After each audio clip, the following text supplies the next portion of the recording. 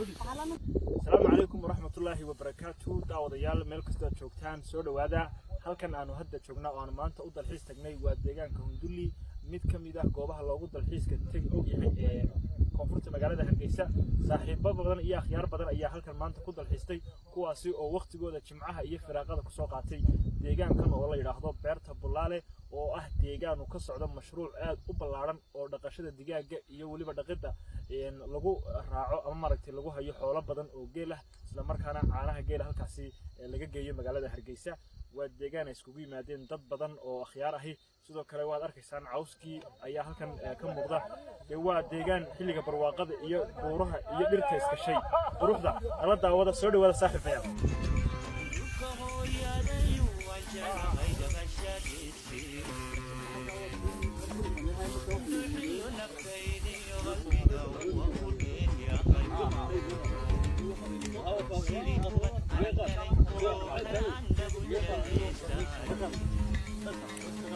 كقات رضوان البنا ما كاميرا مان بس بدش رضوان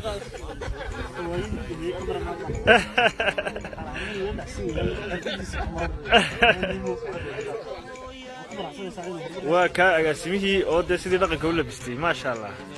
ويركيا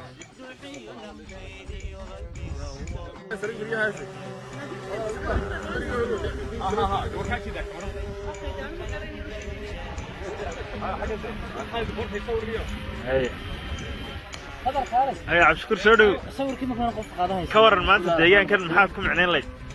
horta maanta waxa weeye ninba wuxuu oran jiray maanta ma loo tiriya horta wixii meelaha ka degi jiray iyo caadihii geeriyo wixii oo soo dhaaf maanta dhulka diinta waxay moodeen jooga gobolkii la oran jiray Arizona ee Mareykanka oo kale waxa la Arizona ma aha meel kalena ma aha waa duleedka Soomaaliland caasimadeeda dadka magaalada soo waxaan leenahay magaalada soo yar baxa oo waxa ay maalmaha banaanka magaalada qof walba soo deegaankuna waa raaxaysan macna kaliya aad iyo aad خالد ليلى محمد ومانتود إبراهيم آدي أدون جماعة علنا ما تصحاب قاعدين وقت ولا قادمين ولما وقت آدو قالوا هيستوريكا وحلنا حيدتكم ما يدين كل خذوا ما شاء الله واي هل كان واحد كجرب تاجن محمد أو شمرة عن كده مركز شمرة اللي شوف سير محمد مهرد يا عقله هذا ما هرنا بسكوت بالمي meesha iyada hadal uma baahna oo duleedka magaalada hoos maanta Hargeysa leeyahay waxaan leenahay dad jimcayaasha iyo khamiisaha ayaan la moodaan in loo soo baxay ilaa maanta ka soo caafimaad waxa weeye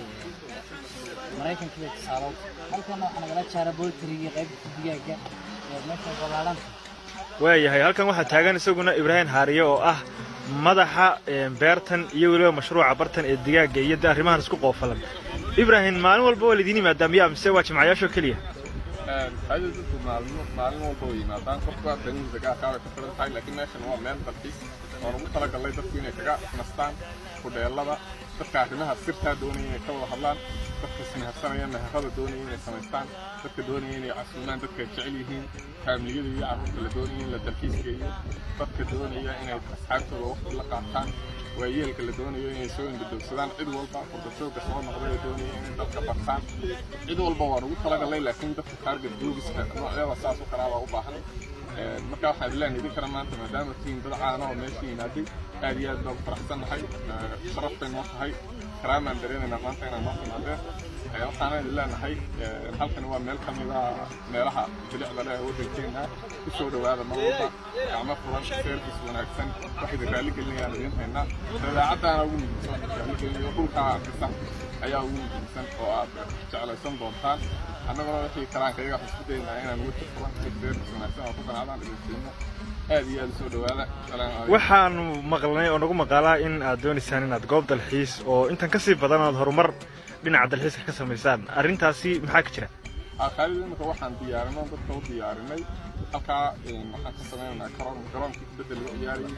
halkaana waxaa ka socotaa meesha carruurta ay ku ciyaarayeen oo waxyaabahay ku ciyaarayeen oo dhan baan keenaynaa sidoo kale meesha xaggaas waa tooyladada iyo silyaashii raaya dadka loogu talagalay la sabin markaa waxay noqonaysaa meeshan meel dalxiis oo number 1 ah oo nooceeda oo kala aanay ka jirin wadanka waa meel miyi ah oo nature caadiga ah oo aan dhir la beeray ahayn dadkana waa dadkii indigenous ka ahayd meesha wadanka u dhalatay doogana waa doogii xaaladda ku dhashay wadanka waxaana aan ku beerin waxaan waa wax wada dabiici ah marka dadkan waxaan u yeelnaa dhulkeenu inuu dhul dabiici ah isagoo waxba laga beerin wax ka soo bixi karaan yahay oo qurux badani ay jirto oo la daawan karo laguna cibra qaadan karo marka aad iyo aad dadka soo dhaweynayna aad iyo aad baa macquul aad iyo aad ugu taqaanaa Khaalido aad iyo aad cashka soo dhaw ayaa kale meeshan aan ku arko waxa kamid ah hay dadku maartay waxay eegaan waxaan afka qaraad loo yaqaan landscape aad imika meeshan ku suganahay wada arkaa cawskaas sidoo muuqdo laakiin waxyaabaha la yaab wax weyn buuraha yar sidii ugu soo wareegsan yihiin iyo codka shimbiraha ee dabiiciga ah meesha ka baxaya iyo maaragtay roobkan aad mooday markii inuu yar inoo soo jiro weli anigu ma arag sawir noocaas oo kale ah maaragtay hal mar isku wada beegmay qofku markuu dalxiisayo waa inay waxyaabo isku tagayo markaa uu ku dhex jiraa jiraan marka horta anu intan meel u baxayay maanta jawgan aan halkan ku aragnay oo kale ee roobkii dhulkan gaaroodiga ah ee maaragtay caws badan ka baxo suuruhuna ay ku wareegsan yihiin ragii sugaanta yaqaanidaan sugaantaana waxba ka garanaynin gabay ama waxa la mid ah ka tirin lahayn halkan oo kale waxa ku leeyahay kooxdan mara qola gabayda kugu jirtay laakiin dadka gabiyaha wala tagaan baruuxnaha laga sameeyo aad meesha ma gabayda iskugu soo rurtay wala leeyahay خالد halkan waxa la yaab kala ku aragnaa soo dhaw xilliban bal abheed nooc kasta ay lahayd iyo afar dugaagodan soo dhaafnay oo iyaduna ku nool iyadana xayawaanka inta ku doogsta aragtid ba iyadana waxa loo dhigaanay jiray markuu arag magaalada kale jooga xayawaan noocaas sawirro badan baad si qaaday maxamed inta halkan joogay ma ka dharagtay bahalada wali way yihiin bay harsan saantaas ka qaado saantii iyo dhaqankiina way yahay aad thank you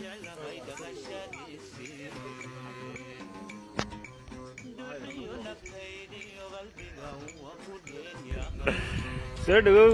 halkan maanta aanu ku dalxiis nimid ee deegaanka Hundulli isla markaana ah mashruuca beerta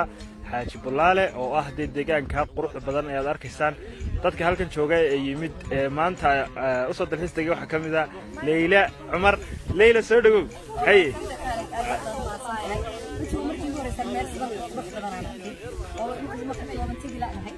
سورة عجيبة فوقنا لين آدي في عن في عن مركز المقالة بوقي هوش هذا غلط إن ما نقدر بسوي صور لا صور أتوقع بيستوح بدن هلكنا وفي عن تجول في عن أتوقع waxaan ku faraxsanayaa insha Allah in marba ma iman doono asxaabta iyo ehelka magaalada buuqeeda nacday waxaan leeyahay waqti kaalaya fariista qadeeya ku nasta si aad ugu noqoto magaaladii oo Leila caweyska magaalada Hargeysa Jumeerun baa lagu yaqaanay ma laga yaabaa inaad caweys ardayga samaysid والله runtii anigu waxa ii sharaf runtii maanta ma fikirayay inaan soo taago board Jumeera ku qoray sharaf intaan halkan imaado oo aan meeshan maanta marti keeno aad baa u jeclaa caawa anagu soo qaadnay qalabkii oo dhan keeno waana dhacaysa insha Allah marba ku marti qaadi doona banaanka iyo dooga iyo tabiicada aad u dhirtaas axtarka ilaa xitaa u sii wax cagaar oo maaragtay dadkii magaalada buuq tana ka qurxoon marka insha Allah waxaan leenahay asxaabta soo dhawaada thank you Leila ahlan sahlan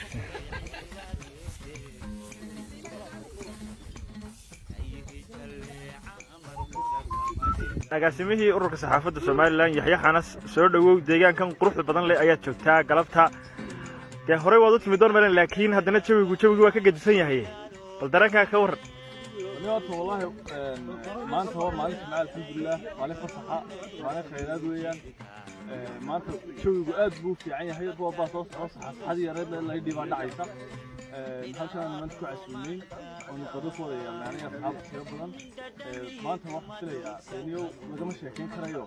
إيش هم علي لبس ومالي لورد هل كان يقدم بيسا إلا ما يهمك إيش هذا قبنا إيش دوب ويا دلوي وهرع لا يبغى دعيسة مثلا كل واحد فيها دربنا وصوص على عرفوا شيء مثلا وقت الوجوه بونه لقينا سكري بوقي حدي مجاله فهو المجال اللي صار يربح وضوء اللي صار دعو صوص موي مع ضوء بيرتوين رنتي مجال عيسى والله لا وهي مشروع طلعنا إنه كان يوم عنبر بعض إلى يوم سلا وشاهدت يعني كل مجا وين مجا وموتي شدت شوية مجا واحد فيها ضدك كوره هي ما لنا وقت على صوت عشان تحدد aad bad mahadsan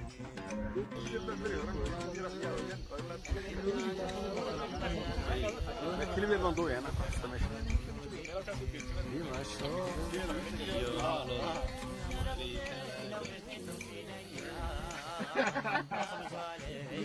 halkan waxa taagan Khadar Abiib oo heesiya Khadar heesta noo sii wad horta intaan hadalka ka bilaabin deegaanada kale waa laga gabiyaa ama waa laga maansooday maanta beeyadan ama deegaankan aynu joogno oo Hargeysa kaga beegan dhinaca hawd una jira 16 kiiloomitir ama ilaa 17 kiiloomitir hore waxaa loo oran jiray deegaanka Hundulli maanta waxaa la yiraahdaa deegaanka Cambar magaca Cambar waxaa keenay Maxamuud Cumar Bulaale مشروع بيرتن وجوجنا ما شاء الله تبارك الله يسقاله وحاليا في مشروع الدجاج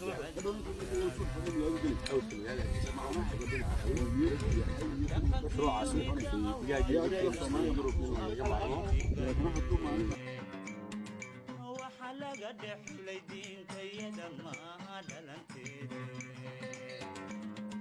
دحل كيدا يوان سيدانيغا يا داي وانجعل غيد غشاقيسي دوحي نفتيدي وقلبي قوة كلين يا غيو سيدي كوبت أنا اندلي وكلان دبو جليستاي تروى قد تحتال إيو نمعادة وان كلين